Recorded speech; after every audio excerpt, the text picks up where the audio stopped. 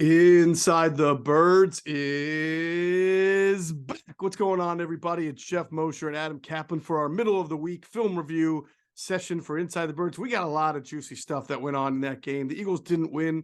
They lost 40-34. There were some good things that happened in that game. Look forward to going through. I know nobody wants to focus on that when you lose to the Cowboys, but there are some really good things, at least offensively, that we can talk about. Obviously, we'll get into the defense and the breakdowns there. But as far as things for the Eagles, Adam, we said this on our show Monday night on the Fanatic. I think we're in the same boat. Not so concerned about one loss, about reading too deeply into 4 turnovers or a bad defensive performance.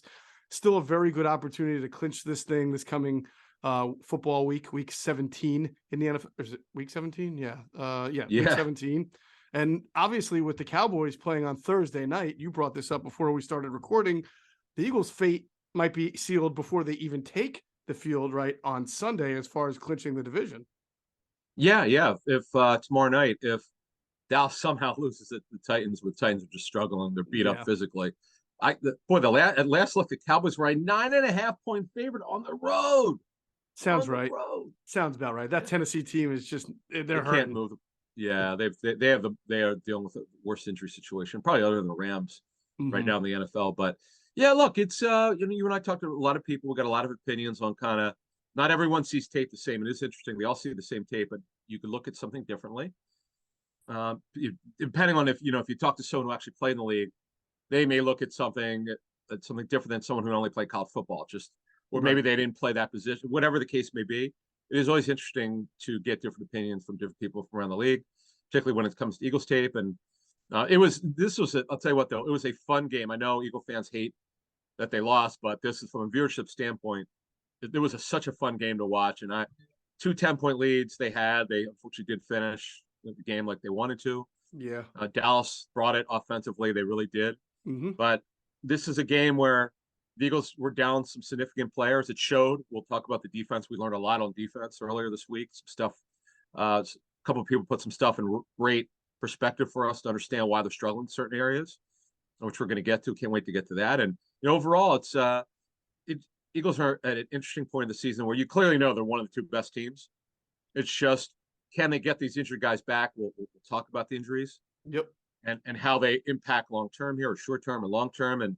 But overall, man, nothing has changed, as you said. This is a really good football team. They showed it. They had some issues on defense, which they could clean up. Were uncharacteristic. Some were caused because of some of the guys who were playing in there that normally wouldn't play. Some just had some errors that they normally wouldn't have, and those will get corrected. Absolutely. Look forward to breaking down that tape in a second. You're right about the injuries. We've got some good intel on these injuries that we'll get to. Reminder, of course, we'll do our pregame show Sunday at Rivers Casino, 10 a.m. till noon. Myself, Adam, Jason Avonte, Greg Cosell. We've really been hitting our stride from an X's and O's standpoint. These last 5 or 6 weeks, people have been reaching out saying that they've learned so much about the matchup, stuff that they don't get on other pregame shows. So we're really happy to be able to provide that.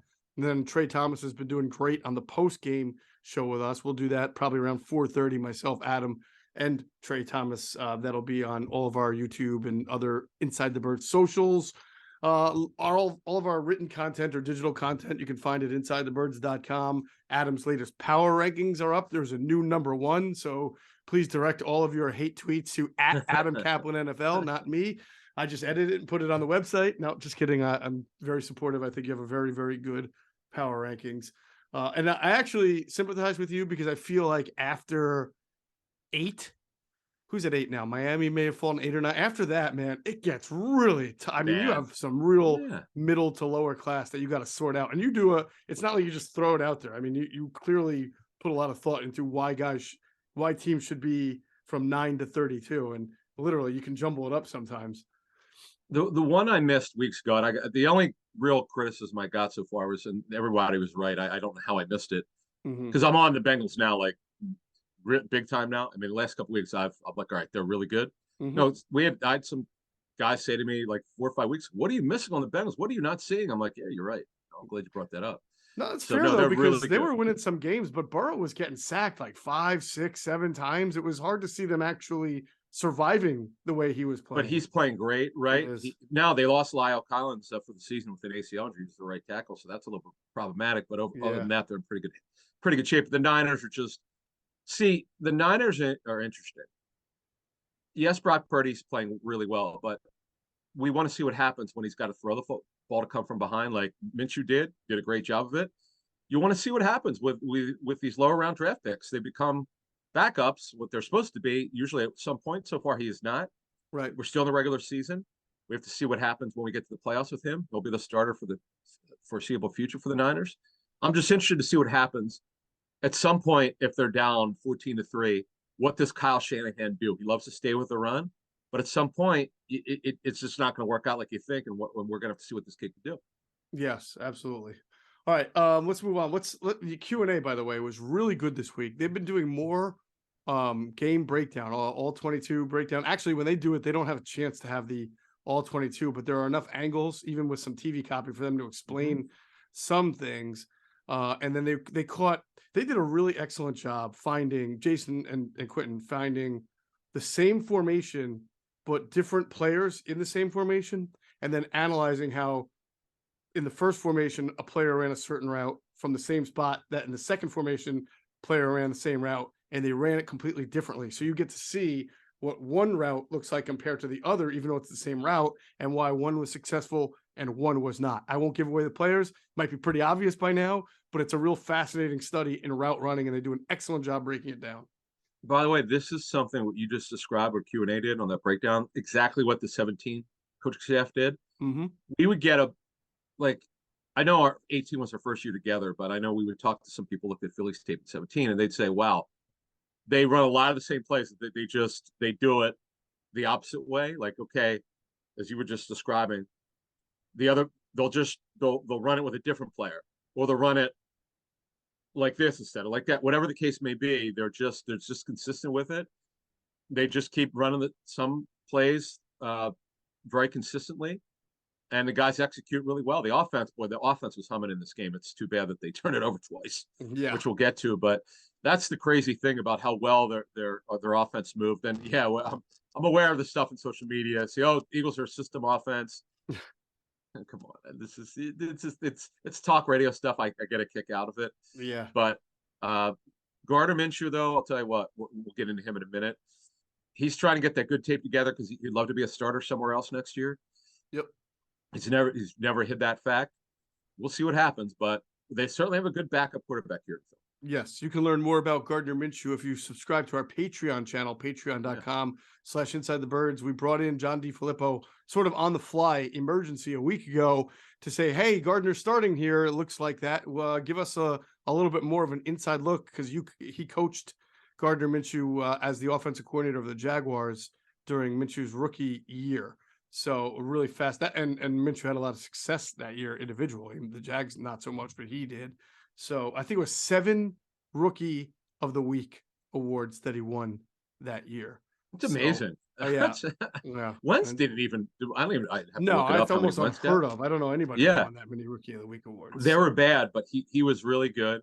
A couple of the awards showed up, but John pointed out what he really loved about him in 2019 and the traits that he showed and how he was able to handle the pressure. You remember now, he went in for Foles after he broke his collarbone in week 1 and never really looked back. So that was a good story. So we appreciate John coming on. We'll have him again in January. Tonight, we got a doubleheader, right? Tonight? Yeah, doubleheader. You're going to do a chat on Discord for our Patreon subscribers from 8 to 8:30, right? And then at 9 o'clock, we're going to do our monthly Ask ITB live stream. So if you don't get a chance to ask Adam a question in Discord, or if you have a question for me, or you want the face-to-face interaction, you want a story about our careers, which some people have asked, or something more interactive, then hop on. I'll have the link up on the Patreon site probably by tonight to make sure that everybody knows where to be and what time it is. So look forward to doing that. Should be a great time.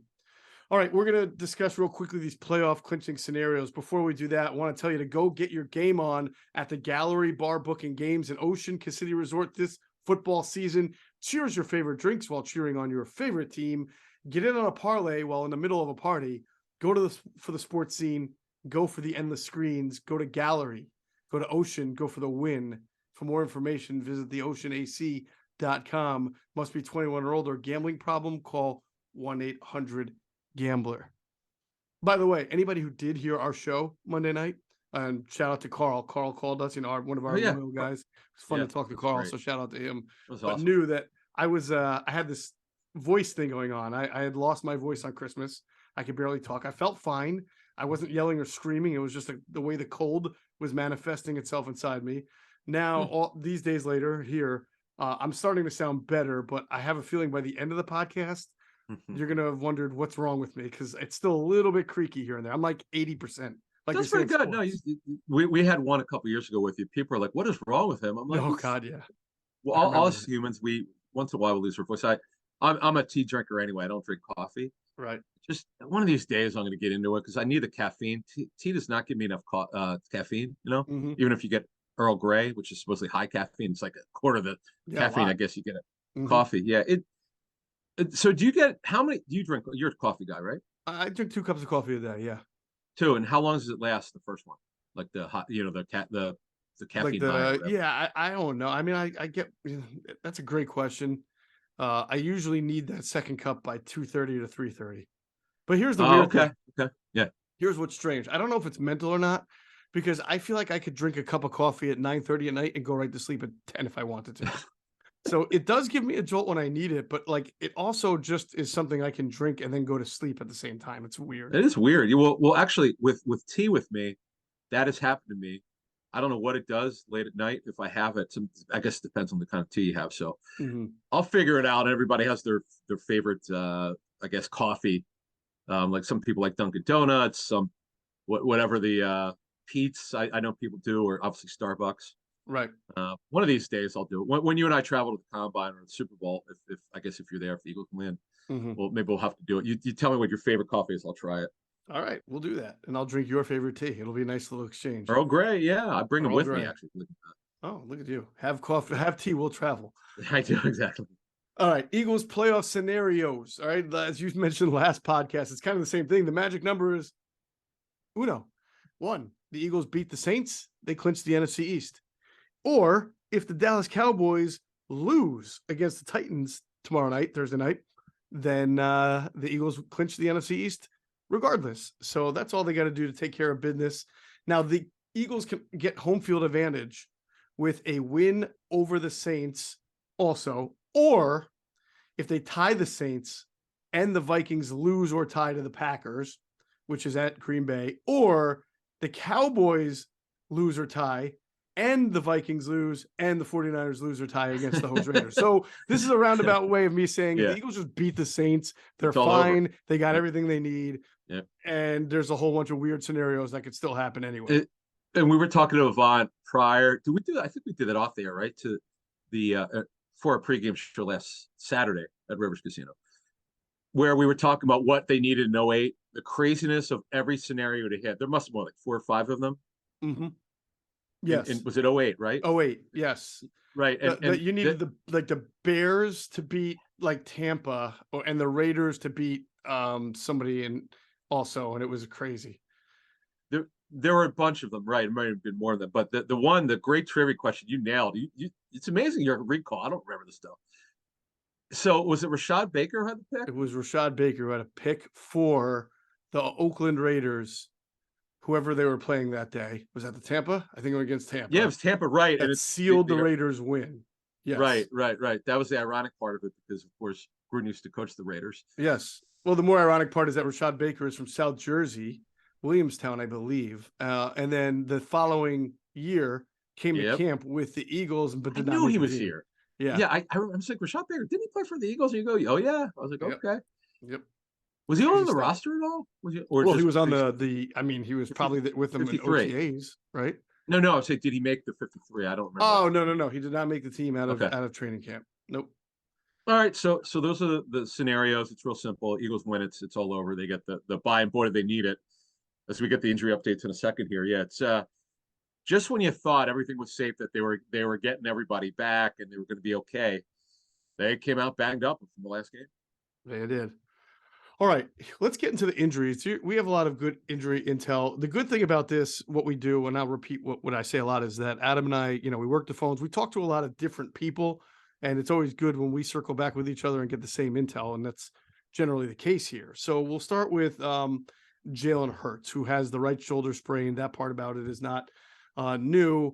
We both got the same information and intel that it's not looking very good against the Saints because he's really not doing a whole lot. He's still got discomfort in the shoulder, and he's just prohibiting him or precluding him from getting out there and doing much. You had made the point that on our radio show on the Fanatic that if he's not out at practice by Thursday, right, today, then tomorrow, Thursday or Friday, and the likelihood of him playing is very, it's small, unlikely. I know he'd love to play. Obviously, this is a huge game for them to clinch, get the number 1 seed. It would be great for him to play. Mm-hmm. He's just got to show he can do everything. You can't. This is his right throwing shoulder. You just can't go. Let's say he made some improvement from last week where he didn't throw the ball at all, didn't practice, just got treatment, to this week. Let's say he starts throwing a little bit late in the week. But you have to be able to do everything. And then the other thing is he's got to protect himself. The worst thing that could happen is if he takes a hard shot at that shoulder. So yes. The docs will be involved. The medical staff will be involved, and they'll evaluate it. Now, if he could get out late this week, he'll have to really do a sell job. It's out of Sirianni's hands. It's really it's a medical decision. And Hurts has got to be truthful with him. He's got to tell him how he feels. I mean, that's just the way it is. But the thing that you learn is in this business, when you've got a really good backup quarterback and you feel really good about him, let's give you a scenario where Hurts all of a sudden makes this great improvement and he wants to play. He says he can do it. It's risk versus reward. The risk is he gets hurt. He re-injures it, that right shoulder.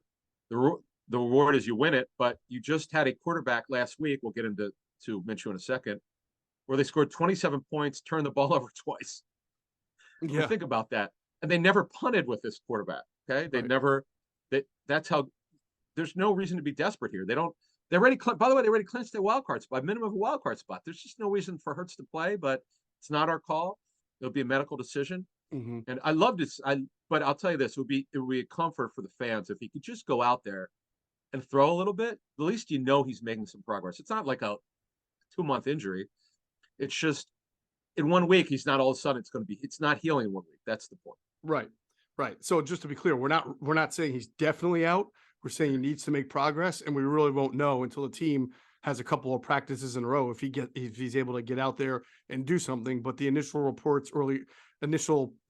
feedback we were getting earlier in the week was that he just wasn't doing a whole lot. So we'll see. We'll see with Jalen. We'll have more on Friday, I'm sure. We'll have a better idea. Yeah. Sure. All right, sure. Let's move on to Lane Johnson. All right, so here's what we know about Lane. We can add to what's already out there that he has a tendon strain, right, in the abdomen. That's what I believe was reported, a strained tendon. So as you know, Adam, a strain is a partial tear. So he has a partial tear in that tendon. That's what the initial MRI revealed. We're told it's in the groin area. So what we understand is this injury typically takes about 3 weeks to recover from. So there's 2 weeks left in the regular season. The Eagles are obviously hopeful they get the number 1 seed and don't have to play the week 1. So if all goes well, he can rejoin them for he's back for their first playoff game, which is the wild card round.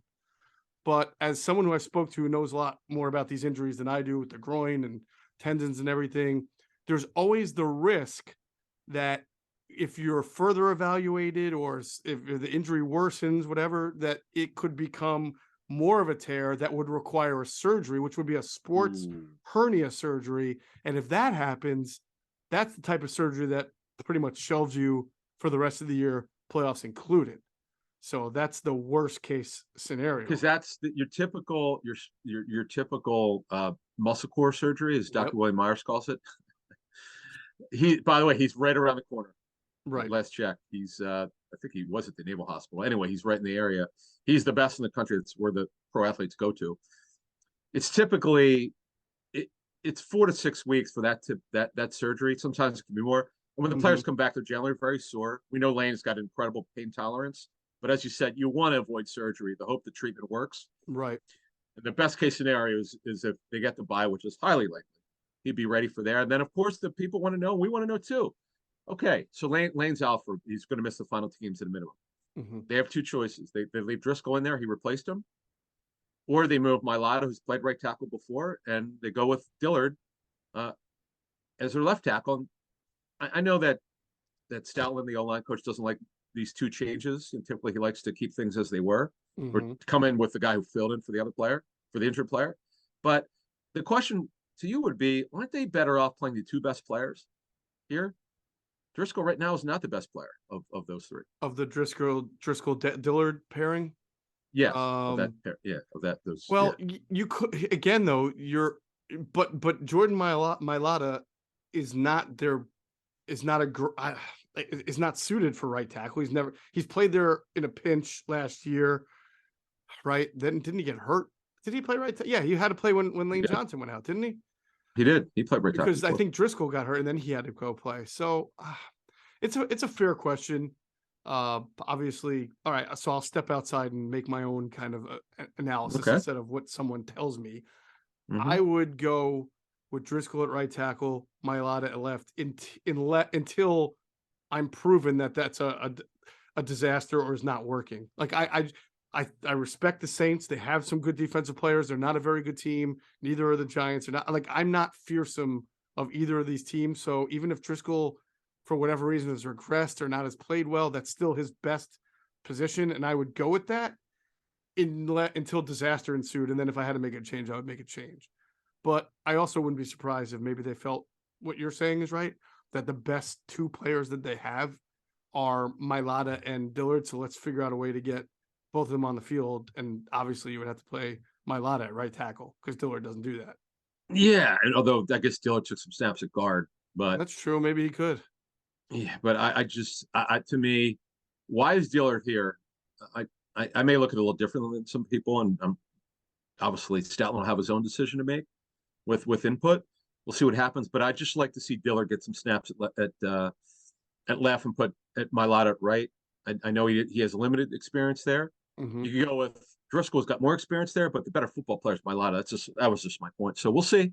We'll find out soon enough. And the reporters, they get to see individual. We'll see if they get anything from those of the beat reporters who are at practice. They don't get to see team stuff at all. That was shut down decades ago here in Philly. Yes, it was. All right. So we will have probably more info, if there is more info, on Lane Johnson by Friday as well.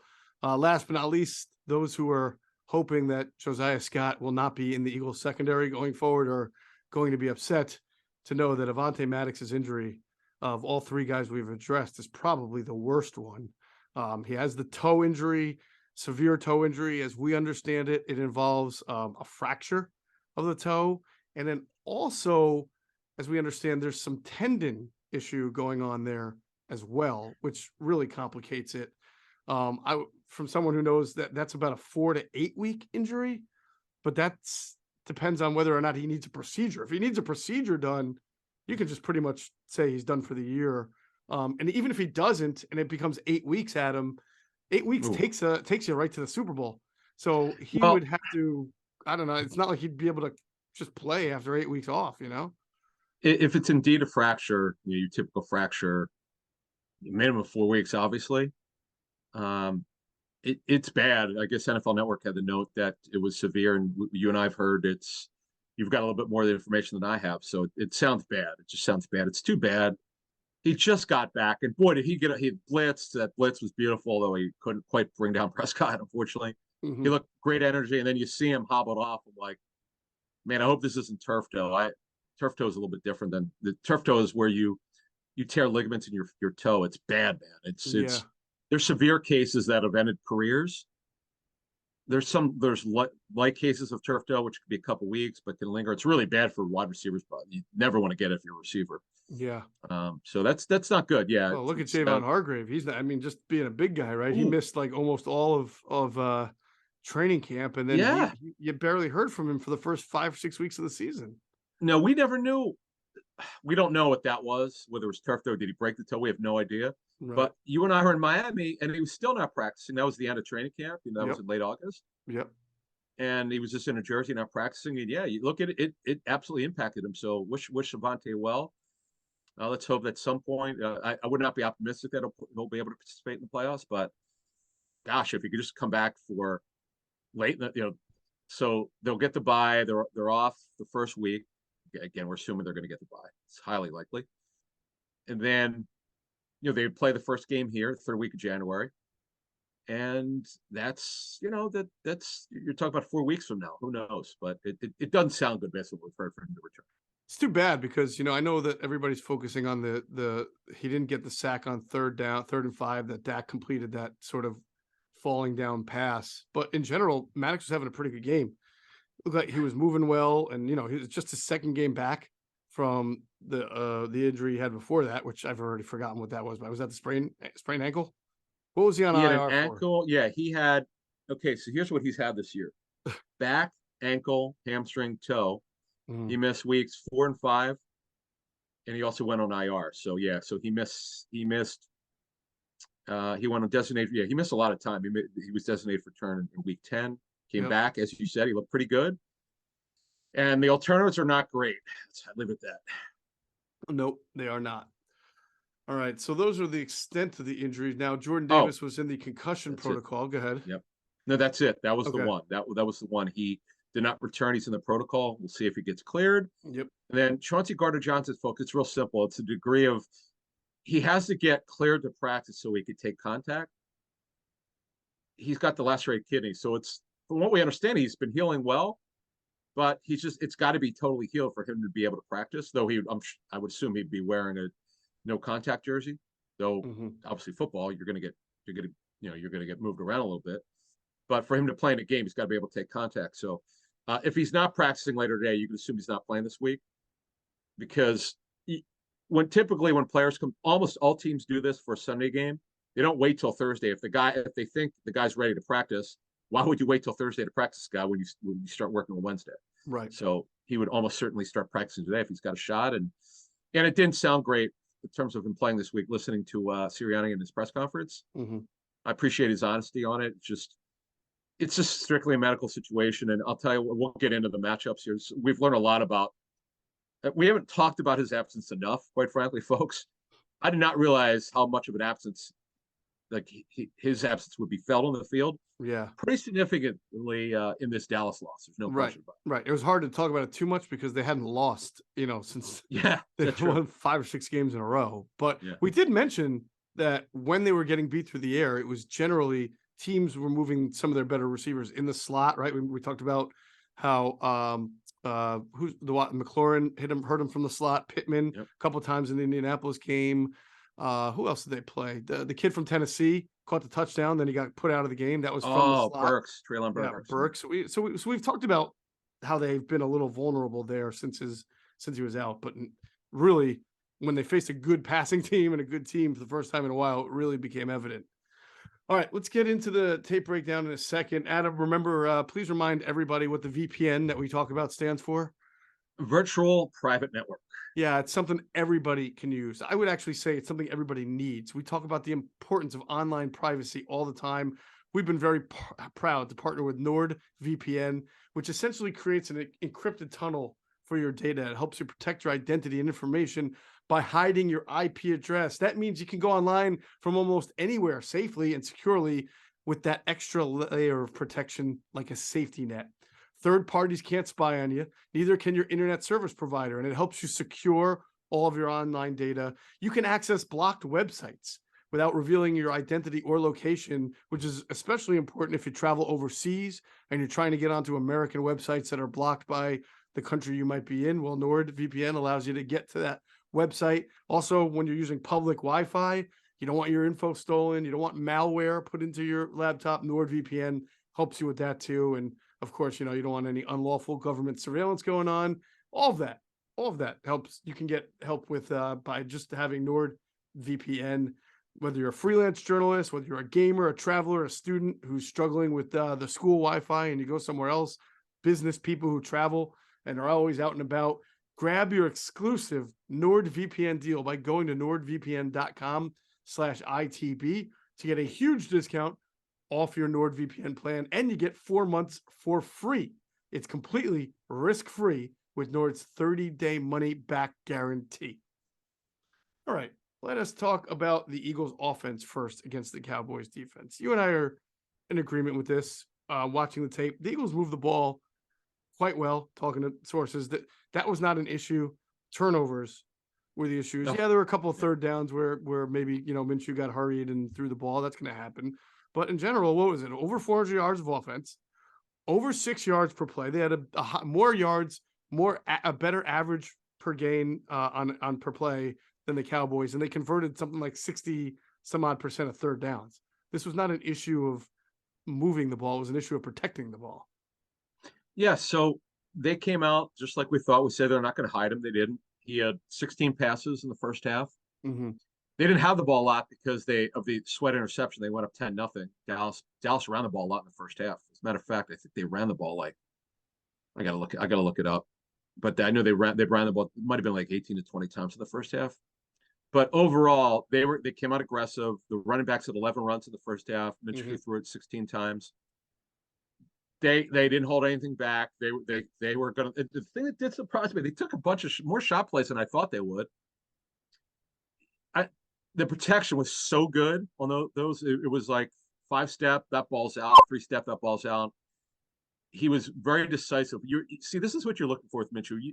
He processed really well. You don't know in this game until he goes out there. It's a big spot for him, obviously. A lot on the line, most on the line in his career, no question about it. Mm-hmm. And because he didn't have that on the line with Jacksonville in 2019, they weren't very good. So this is a big deal for him, and he handled himself very, very well. Was clean with the football. No pre-snap issues. That it wasn't like with his cadence. You worry about that. It's not Hurts's voice. It's Minshew's voice. You worry about that. So we didn't talk about coming into the game, but that was one thing I was looking for, and they only had 2 penalties in the game anyway. Oh, you know about the 2 picks? Mm-hmm. The first one, I've gotten so many opinions. It's just it's none of them are really wrong. It's Javon Curse made a great play. I mean, what can you do? Well, so what did you hear about this one? That one, Curse made a great play. It did appear from talking to some people that Minshew did not do enough to maybe look him off on that play or get Curse moving a little bit, so he was able to make a quicker break than normal on the play. But at the same time, Quez did not really, he kind of came back to the ball, or did he not come back to it? Either way, Quez did not help himself out. Now, again, if you look at the back angle, it looks like Jayron Kearse is on his back, and that's pass interference. So I think it's fair to say what you're saying is correct. You talk to different people, you get different reactions about who's to blame or whether there's blame necessary.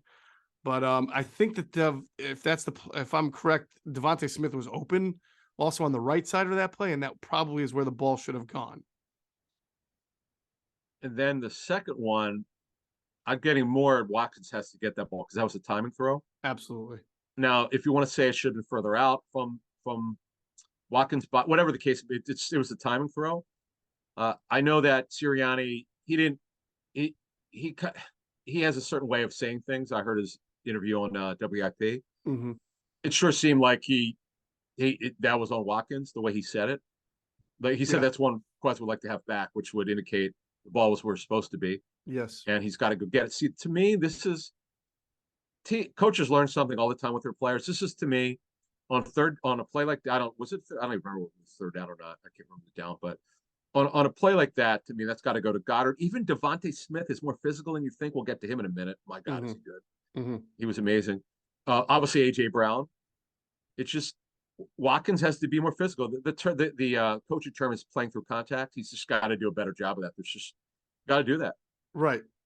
So, all right, I'm going to give it away a little bit. The Q&A show. I know they talked about it. Yeah. So AJ Brown earlier in the game had ran the same route from the same spot, boundary X, as Quez did on that interception.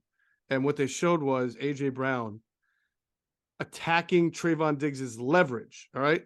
Cornerbacks can play an inside leverage or an outside leverage, and you have to get them turned around. You have to attack their hip with one move that makes you think you're going one way to get them turned before you break. Yeah. And when you see the difference between how AJ Brown attacks Trevon Diggs' leverage before he cuts inside, as opposed to the way Quez Watkins did, where he does not do a good job of attacking the leverage. And therefore, when he makes his cut in, he has not turned Diggs around. So Diggs is one of the better corners at being able to show his closing speed. We know that. And he does obviously a great job of, wait, was it Diggs or Bland? I'm sorry. Bland got the second. Bland was on the second one, I think. Right. I think the first one was Diggs, but the point was showing how the two receivers attack leverages.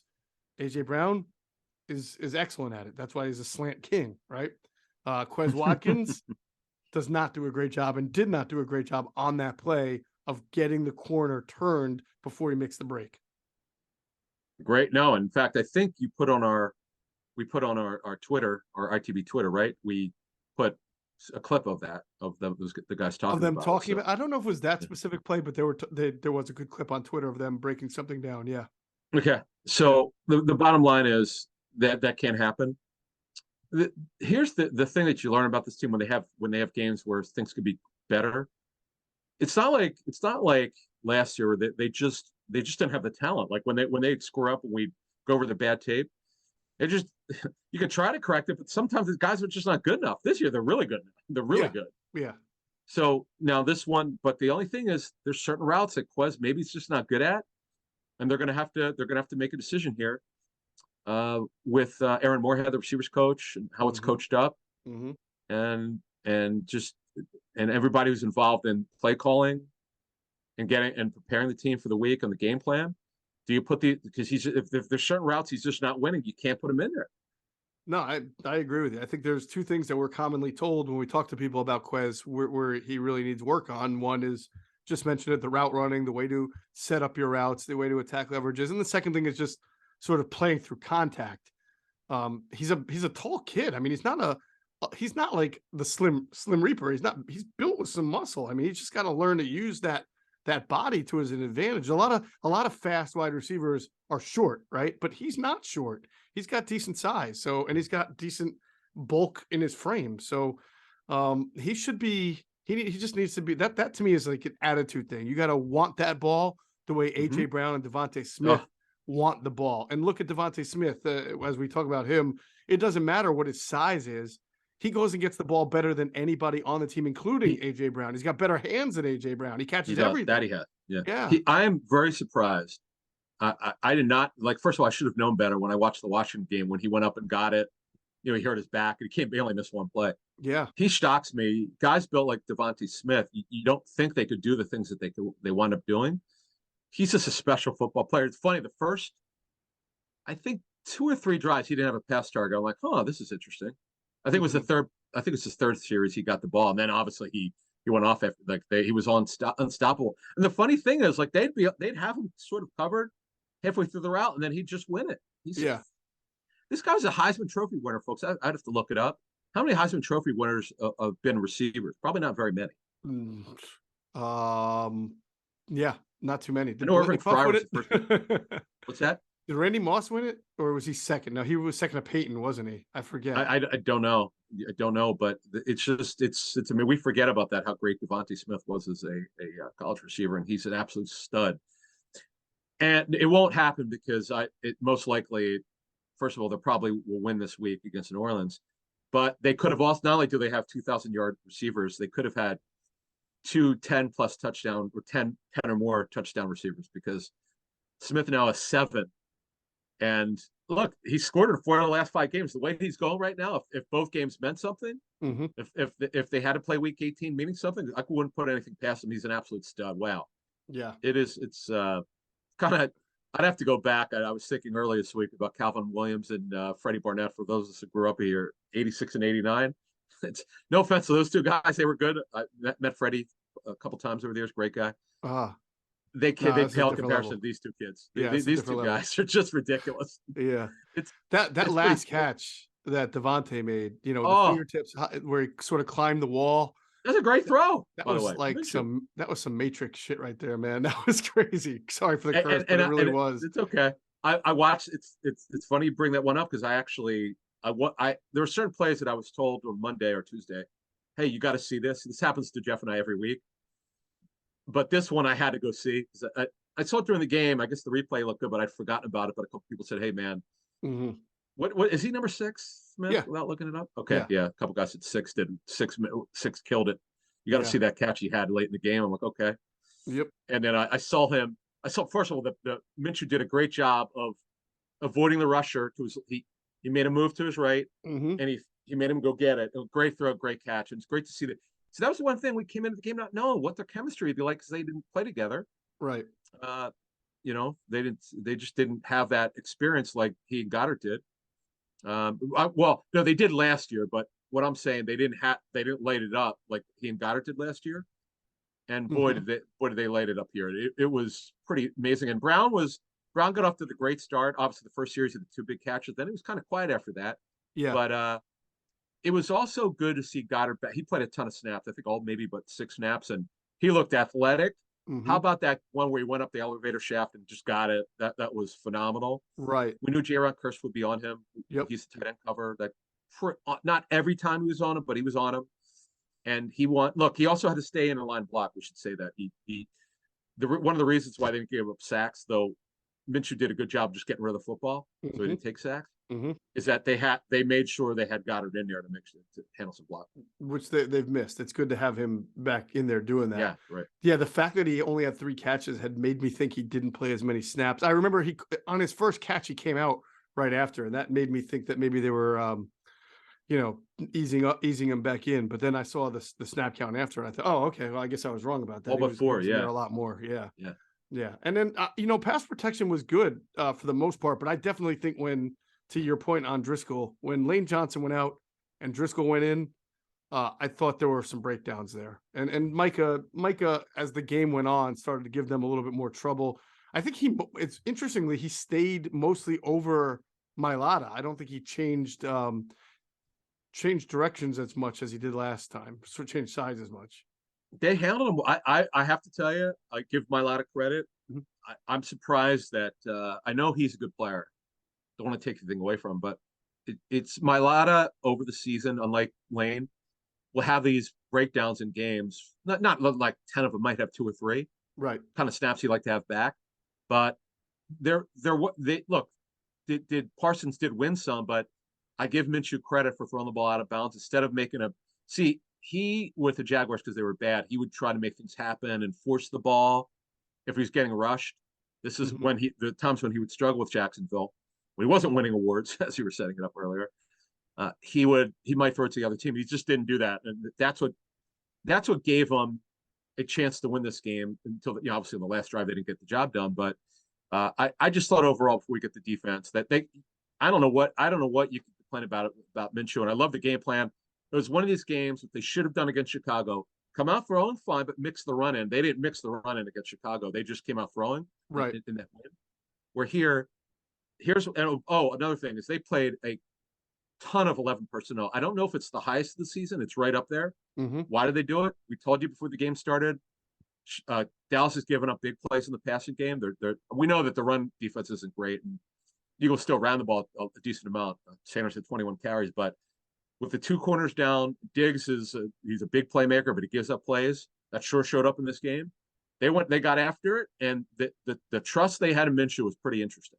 Yeah, no, definitely. And we've talked about this with a couple of other teams, whether it was the Titans, whether it was the Giants, that it doesn't matter what a team's ranking is in pass defense. When the Eagles see that a team is missing 1 or 2 bodies in the secondary, they pounce. And of course, Dallas was out Jordan Lewis and Anthony Brown. And that really, we talked about the Kelvin Josephs and Deron Bland and who else? Nashawn Wright. Alexander, that. Yeah, oh yeah. We knew that they would take advantage of that in attack, and they did. Boy, did they with the shot plays that they were able to get. I am pleasantly surprised that you just mentioned the shot plays. I just wasn't sure. You didn't have to worry about weather. I've not seen that. They did over routes with Goddard last year, but they weren't doing this. This was bombs away. My goodness, obviously you got AJ Brown now, and it's pretty fascinating. So if it goes like last week with Minshew playing, now we'll see. By the way, the early word, it's going to be in the 50s on Sunday, but right now we could have rain. We shall see. Shall see. Well, at this time of the year, if it's going to be in the 50s or 60s, then it's probably because it's going to be raining. Yeah, exactly. So last thing on offense, though, this is something I'm gonna do a little more work on, Okay. especially if the Eagles and Cowboys play again in the playoffs, which sort of seems likely at this point. Um, for the second time in 2 games, the Eagles did not run the ball well against the Cowboys, and that's their. I mean, they averaged I think less than 4 a carry. Am I not? He had, no, you're right, but Sanders had some good runs in this game. Yeah, but But like you're right, this is not a good run deep. This they didn't is usually dominate the him. type of team the Yeah, Eagles when they steamroll. no, it's one of these things. It's not like they didn't run it; they ran it plenty. It's just that Yeah, they they just didn't didn't have have big runs. yeah, they didn't. He averaged 3.1 yards per carry. He had a long of 13. He had a bunch of 8, 7. Then he had obviously some short yardage carries, but no, he didn't. They didn't have the kind of game we were expecting when they ran it. We thought they'd have more explosive runs. Right, and that's where Uh, Dallas struggles. Like, it's yeah, I amazing don't that they know. are It's the weird. team that Yeah. has sort of put the lid on the Eagles' running game like nobody else this year. So I wanna see if that's maybe something Dan Quinn's doing or schematics We'll because ask. Yeah, yeah. we'll check around. I'm going to talk to Cosell tomorrow night, so Mhm. I'll ask Greg. I usually get stuff from this live stream. I ask him a couple questions, Eagles related. He knows why Nice. I'm asking. He says he's good about it. So we'll take a look at that. But overall, look again. They the fact that they scored 27 points and still turned it over twice, and they didn't punt once. It's just I did not expect that out of Mitchell. I didn't. I look. I would. Well, I should say that he was good. And my player of the game coming in was Gardner Minshew. I Mhm. thought he'd rise to the moment, and he did. And I got to give the coaches credit that they didn't try to hide him. We knew that wouldn't happen. Right. These guys, Hurts and Minshew, run the offense like they wanted to, and kudos to the coaches and getting them involved here. It's just a shame that the defense didn't hold up. Rarely this season have they not held up their end of the bargain, but they did not in this game. That is true. All right, we're going to move on to the Eagles defense, which left some to be desired. Before we get into that, we're going to tell you about our friends at Mojo. They are building the sports stock market. You got to get involved. You got to invest in your favorite players, invest in things you know. You know about quarterbacks, running backs, tight ends, wide receivers. You study it every week. You all play fantasy sports. You know who's on the rise, you know who's on the decline. So why not turn that into money? That's right. Turn your knowledge into money by using Mojo, the sports stock market. There's the shares that you can buy in these players entitle you to a guaranteed payout based on career ending stats. That means there's no off days and no off season because share prices can rise and fall even when games aren't going on based on trades or injuries that happen, things in the off season, signings, anything like that. So you can cash out anytime. You can build a portfolio. You can buy and sell on your terms every play, every game, every season. They have a multiplier tab. So if you want to invest in quarterbacks, which is the highest always value because quarterbacks do the best, and you want to say invest in a guy like Tom Brady, whose numbers aren't going to really go. This is based on career ending stats. You already know he's going to be in the Hall of Fame. He's banked most of his money, but maybe if you think he's going to have a better year next year, Oh you hit the yeah, 5, 10, or yeah. 15 time multiplier, and you can still make a lot of good money on that. So the app is, like I said, 300 skill players, quarterbacks, running backs, wide receivers, tight ends. It's available in New Jersey on iOS. And just by downloading the app, you get a chance to win up to $10,000 in free shares of player stock. Just click on the link in the description box of this video or podcast to get that chance to win up to $10,000 in free shares of player stock. Got to be 21 and physically located in New Jersey to trade on Mojo. If you got a gambling problem, help's available at 1-800-GAMBLER. I'm sort of bullish on the Brady thing. I think next year he comes back with Oh, some because steam and he goes probably has a somewhere good else. year. Yeah. I'll give you one more because the offense has got to change. Mm-hmm. Kenny Pickett is going to have a breakout season Oh, next year. okay. I thought you were going to say Russell Wilson. All right. No, Go ahead. oh gosh, I missed on him, but no, but Kenny Pickett, I'm telling you, it's not work with Matt Canada as the OC. The scheme's got to change. Yep. They're too talented. Pickens had well, boy, I'll tell you what. You see the dime that Kenny Pickett threw to win the game? Oh, I didn't, unfortunately. And I've been that was watching it a awesome. lot. I did not see it. But they've been held back. The scheme does not work. I'm telling you, Pickett's going to be great. They're going to get Calvin Austin next year. Yep. He missed all his rookie season. Deontay Johnson hasn't even scored a touchdown. It's a joke. Yeah. Yeah. Frymouth With is Andy really Weidel good. there too, they're going to address that offensive line. Yeah. They're going to Oh get yeah. bigger and Great better point. there. Sure. Yep. I'd Yep. I'd buy shares. That's a guy that I believe Pickett would be good. Get him now. It's cheap. How about Right? Greg Dortch, man? I mean, ever since Oh, ever I since got Zach Ertz Dortch in got hurt, fantasy. I got yeah, Dortch. I had Dortch. It just figures. I mean, Trace McSorley, your Penn State guy. I mean, come on. How the hell do you know? Like Hollywood Brown, I had right. I benched him because McSorley's starting, and then how would I know that Dortch would be the guy? Yeah, well, I mean, rookie quarterbacks, well, not rookie, but young quarterbacks and tight ends. That's usually the safety valve. He had 122 yards. Sure. He earned about his stock went up about 60% just on that game alone at 122. And if you think he'll be the tight end of the future, and he's a receiver. Dortch is a receiver, by the way. I think it was the tight end. No, he's very small. Oh, I don't know why. Oh, you're right. I'm confusing him with who's the rookie tight end they got? Trey McBride, second round. That's who I was confusing with. Yeah, okay. You're right that Dortch is the guy that was very productive. But yeah, no, a slot receiver there, so an opportunity to make his name. Yeah, I was for some reason I was thinking the tight end, but all right, so that's good stuff. You can get in on him in Mojo if you were hoping that Nick Foles or Deion Jackson. Don't bring up Deion Jackson. I literally. I don't want to talk about it. You've already pissed me off for bringing that up. I'm so mad at I overthought it. I overthought fantasy for those of you who lost the semifinals. See, I wanted to trust Pete Carroll because sometimes he says stuff that doesn't wind up happening. I had Kenneth Walker. Well, I didn't know because he has this weird foot ankle injury. I just didn't know if he'd play a full game. He did well. He didn't score, but had I played him over Deion Jackson, I would have won. So there you go. Here's my sob story. Pissed me off. I was the second seed in my You remember I had that terrible team that I didn't even make. I was terrible. You missed. I was very good in another league. Okay, I was the second seed. In the first round of the playoffs, I did not start Ramondre Stevenson because he was coming off that injury, and I thought it was going to be sort of a timeshare. Yeah. He went off, as you remember, he had 127 rushing yards, had some catches too. So I lost in the first round because I started Pacheco instead of Ramondre. Now that hurt even more so this past week because I would have had an incredible week. I had Devontae Smith, I had CeeDee Lamb, I had Dak, I had another player who went off. I would have scored like 150 points this week and easily won, and I'd probably be in my championship game this coming week if not for my first round failure of not starting Ramondre Stevenson. So I'm very bitter. That's fantasy. I know it bites you. The only positive about it is I don't have to think about it anymore. I crunched the numbers, I look at every matchup, but the problem is sometimes these guys have setbacks in games or they're not sure how if the guy's on a time share or not. And anyway, that's fantasy. So that is fantasy. All right, let's talk about the Eagles defense. They did get off the bus. We were told. We looked into this.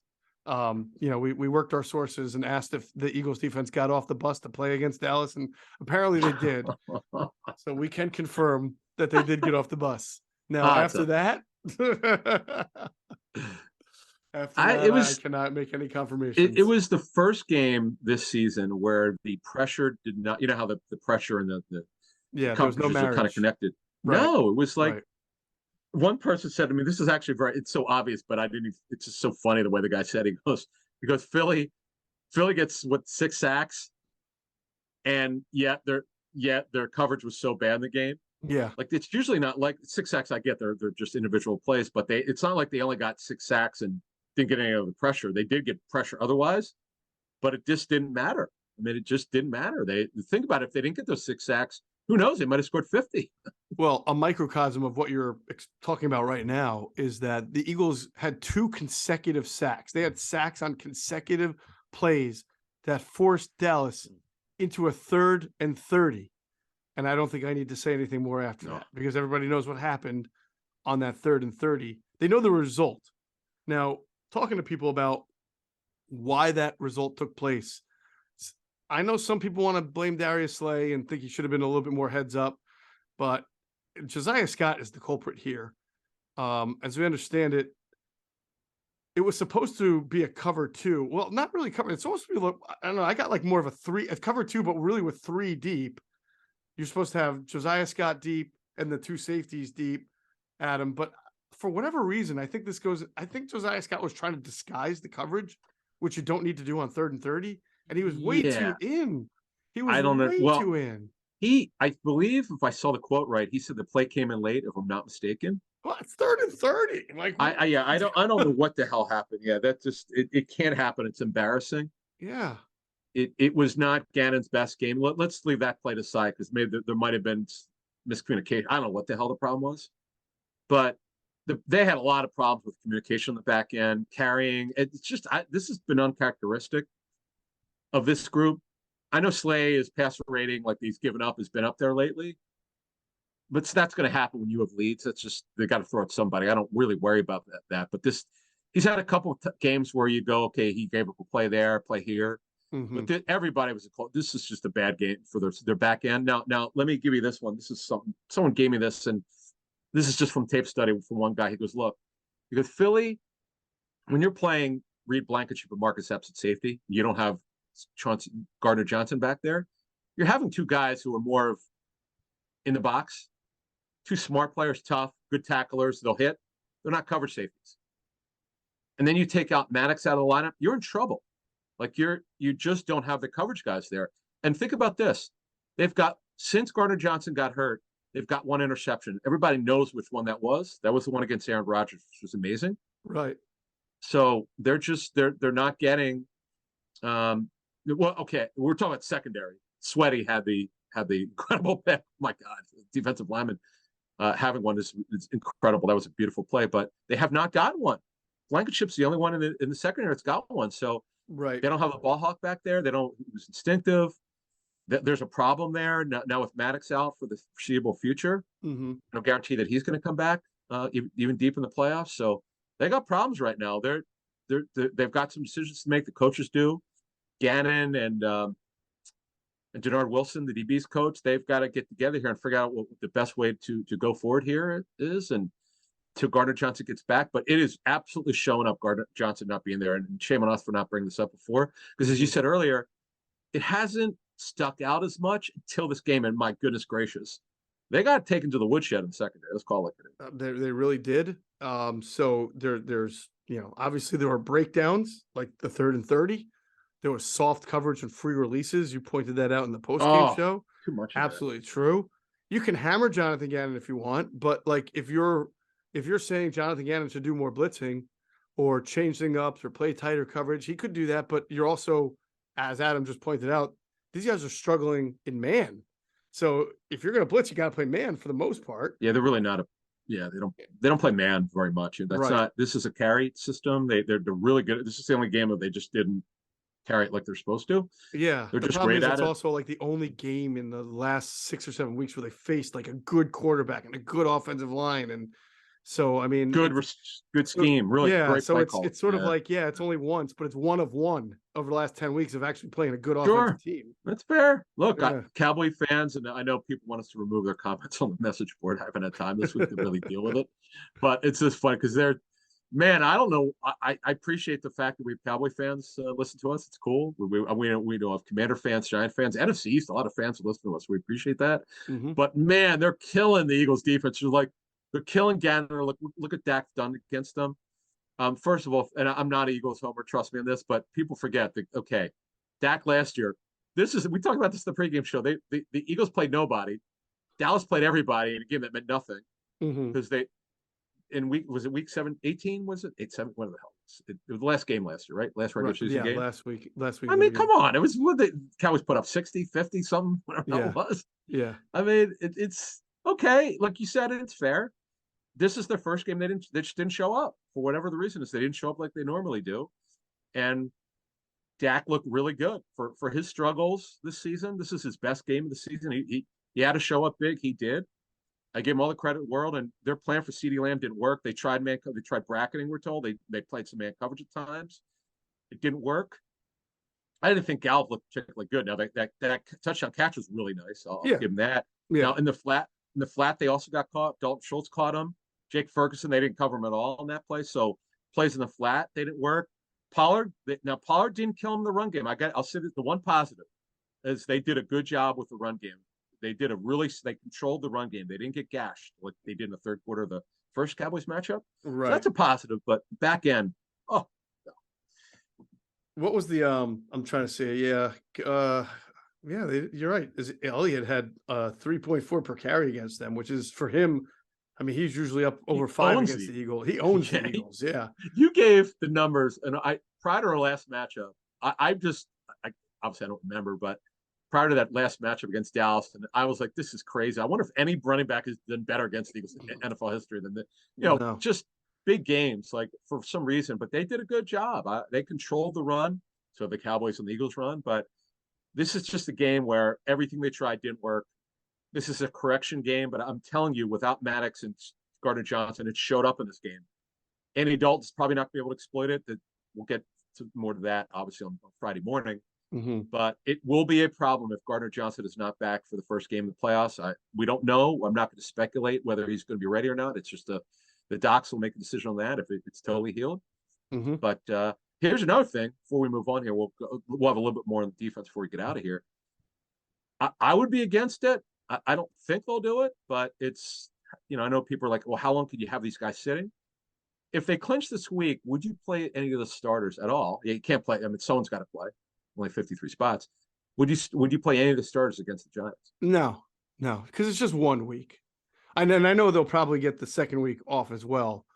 But if they had clinched this past week against Dallas, I wouldn't have let them go 2 straight weeks and then a third week off. But I think 1 week's okay.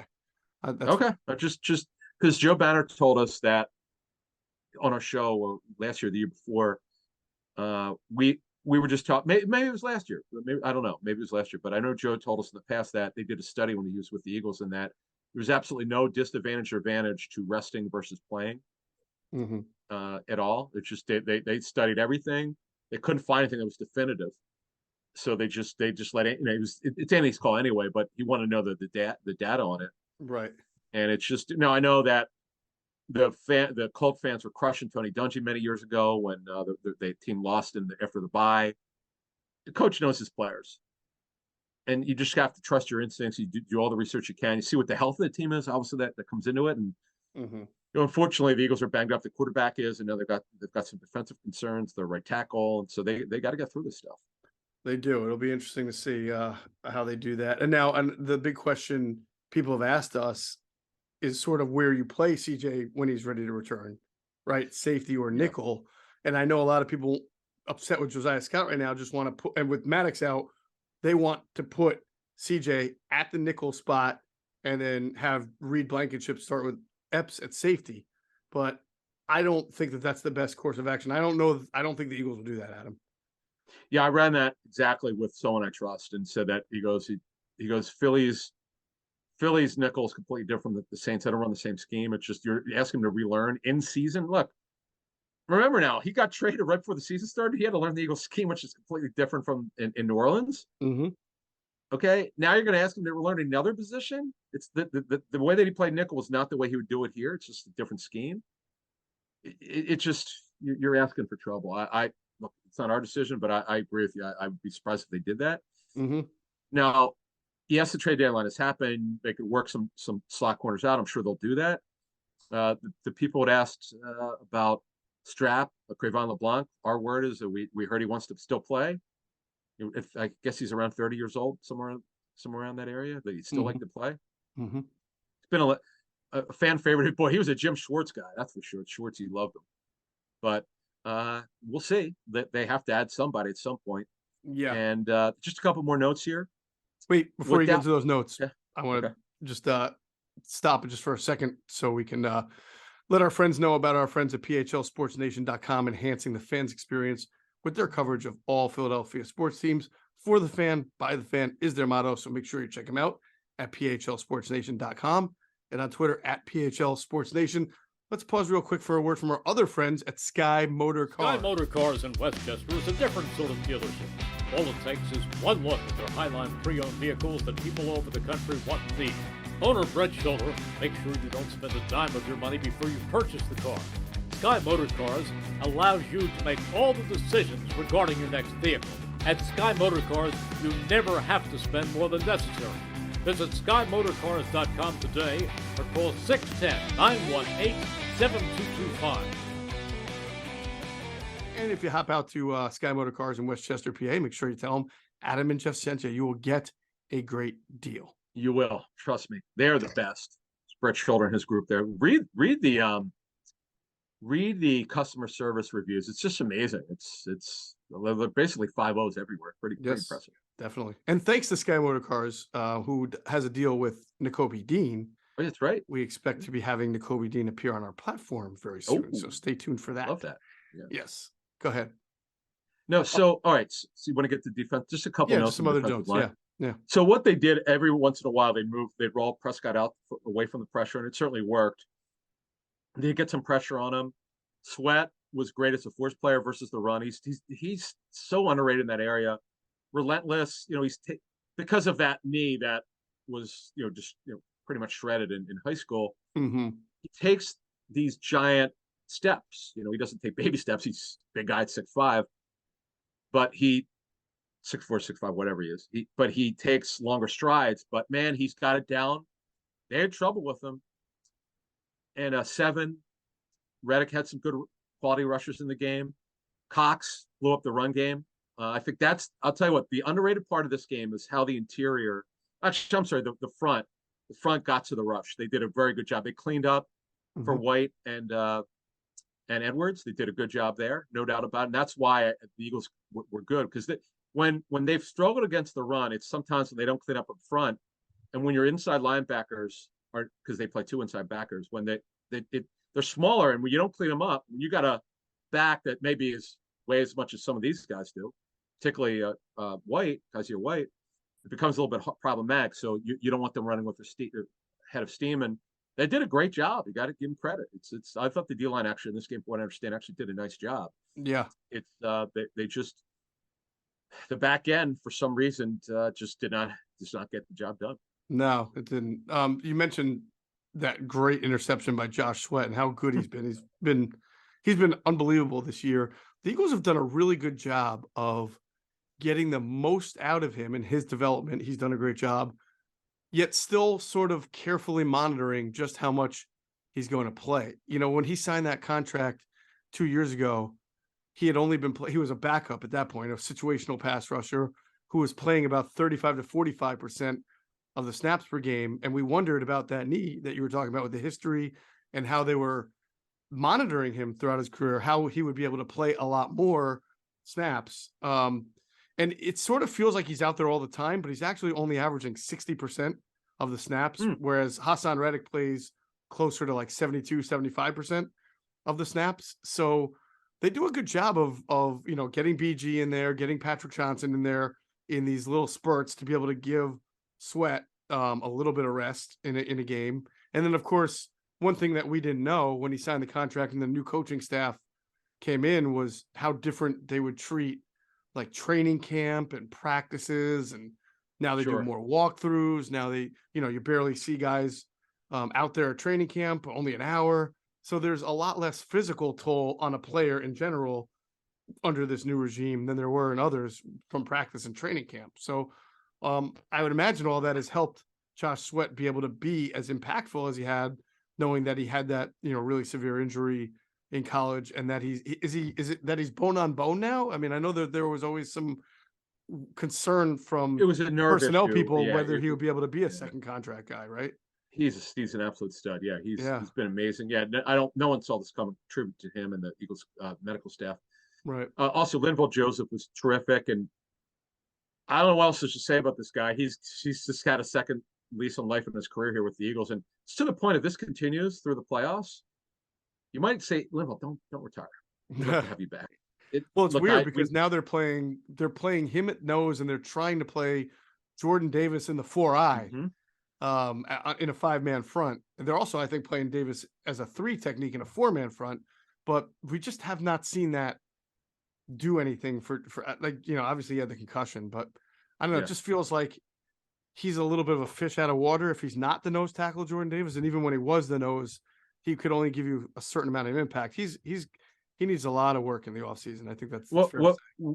I know he lost weight, he said, when he was coming back from his first injury, but you get him in your off-season program. It's not just losing weight; it's just getting in better condition. Yeah. And once he gets his stamina up, he's just gonna. It's a work in progress. It's just something they knew when they drafted him.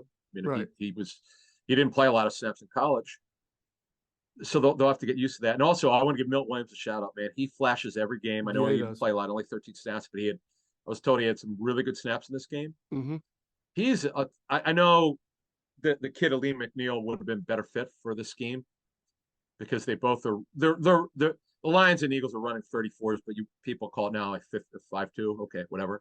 Mm-hmm. But it's an odd man front, and McNeil would have been a better guy for it, but he doesn't possess Williams' athleticism. I know Williams is not the longest guy physically. He doesn't have the long arms that you're looking for, but man, the kid flashes, and you always find for guys like him who make plays every game, you find room for this kid, and he's got a smaller role because they're so deep at D tackle, and Sue's there as well.